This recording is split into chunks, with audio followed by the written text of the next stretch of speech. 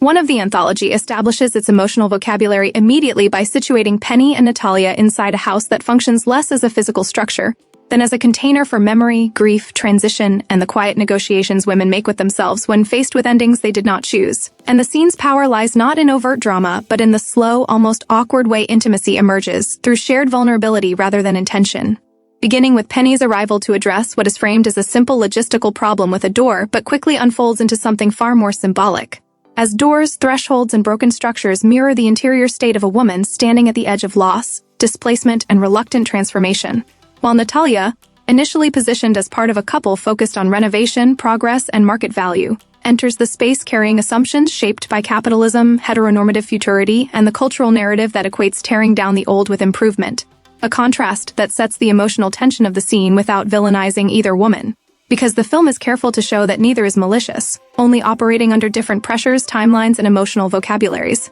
Penny's grief over her grandparents' home is not performed loudly but leaks out in fragments, hesitations, and small apologies, reflecting how women are often conditioned to minimize their pain so as not to inconvenience others, especially when that pain is tied to domestic spaces historically coded as feminine and therefore undervalued. And Natalia's initial responses, while practical and occasionally blunt, reveal a woman accustomed to thinking in terms of projects, efficiency, and forward motion. A mindset that is rewarded socially and economically but often leaves little room for mourning or ambiguity.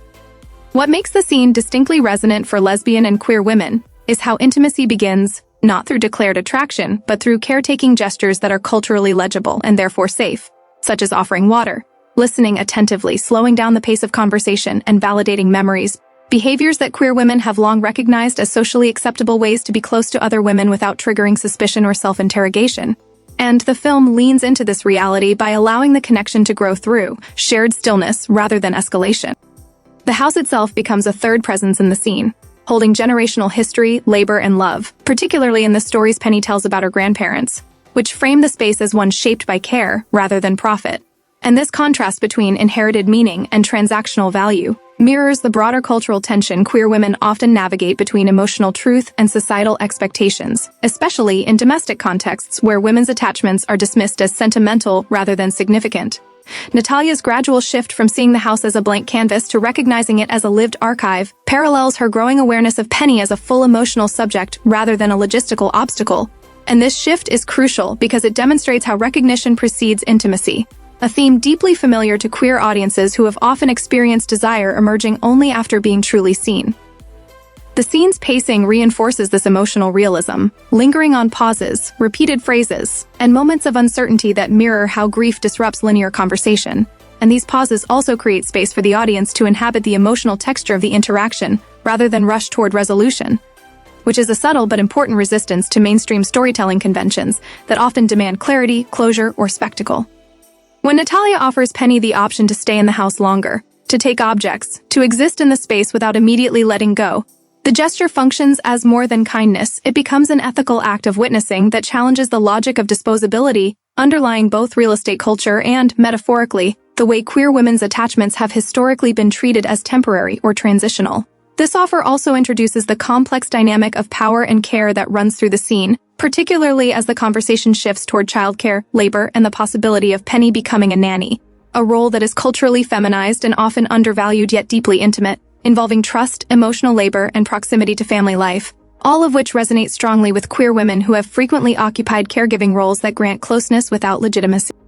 The film is careful, however, to frame this possibility with ambivalence rather than romantic idealization, allowing the audience to sense both the comfort and the risk inherent in such arrangements, especially given the power imbalance between a homeowner and a woman facing financial and emotional instability. And this tension invites critical reflection rather than passive consumption. For lesbian viewers, this dynamic may echo real experiences in which emotional connection is entangled with dependency, mentorship, or professional boundaries, requiring careful navigation to protect one's sense of self while still longing for closeness. And the scene's refusal to simplify this tension speaks to a mature understanding of queer relational ethics. Natalia's vulnerability, revealed through her struggles with childcare, exhaustion, and the pressure to maintain a functioning household, expands the scene beyond a single-sided portrayal of grief and shows how women across orientations are often stretched thin by the demand to be competent, nurturing, and emotionally available at all times, a demand that leaves little room for their own uncertainty or desire.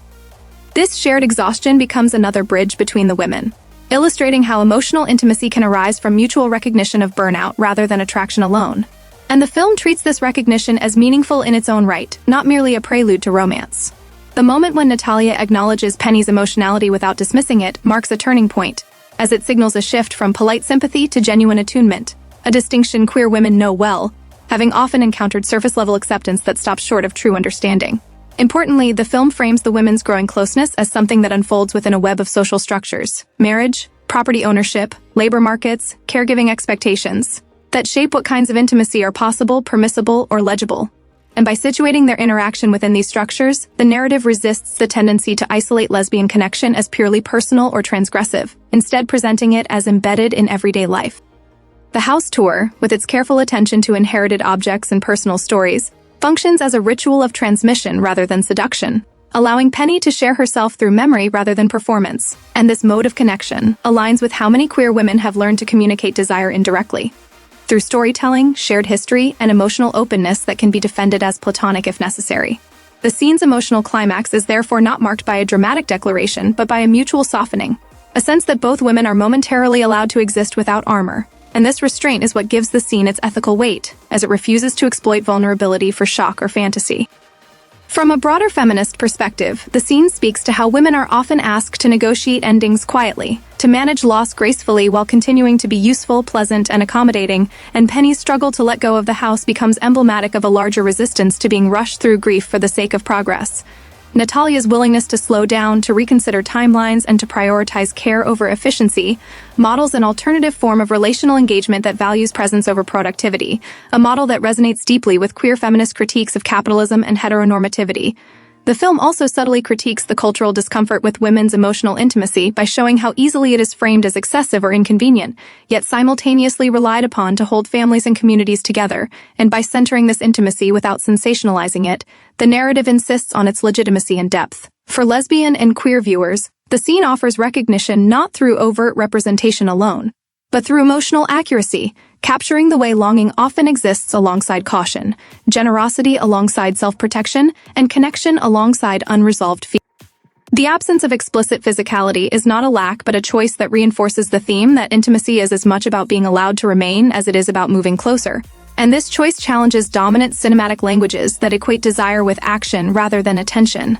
Ultimately, Scene 1 functions as a quiet thesis for the anthology, asserting that women's connections, particularly queer women's connections, are shaped by memory, labor, loss, and care, and that understanding oneself often begins not with bold declarations, but with the courage to sit in uncertainty with another person, to listen without fixing, and to recognize that love, in its many forms, can emerge from the simple act of not turning away when someone is finally seen.